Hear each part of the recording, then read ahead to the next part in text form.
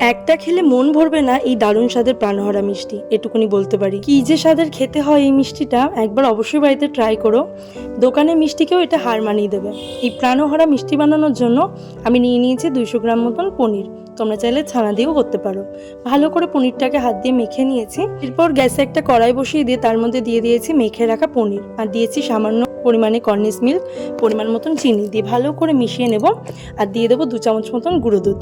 যখন এই মিষ্টিটার পাক চলে আসবে, মানে একদম শুকনো শুকনো হয়ে আসবে, তখন নামিয়ে ফেলবো।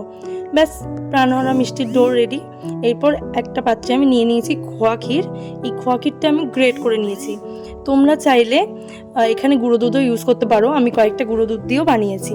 বাজারে 2 রকমের খোয়া ক্ষীর অ্যাভেলেবেল পাবে। তোমরা গিয়ে বলবে যে আমাকে হলুদ বা সাদা রঙের খোয়া ক্ষীরটা দাও, তাহলেই এই খোয়া ক্ষীরটা দেবে।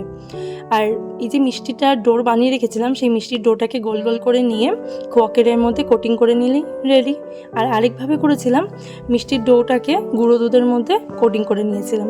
দুটো মিষ্টি 2 রকমের খেতে হয়। তোমাদের কাছে যেটা অ্যাভেলেবেল থাকবে সেটা দিয়ে বানিও। দুটো একটু টেস্ট আলাদা, বাট দুটোই খেতে ভীষণ ভালো।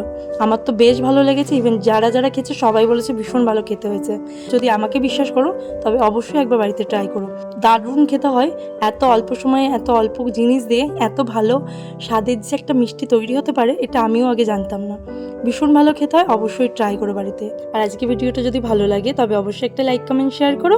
আর এভাবেই পাশে থেকে দেখা হচ্ছে নেক্সট ভিডিওতে।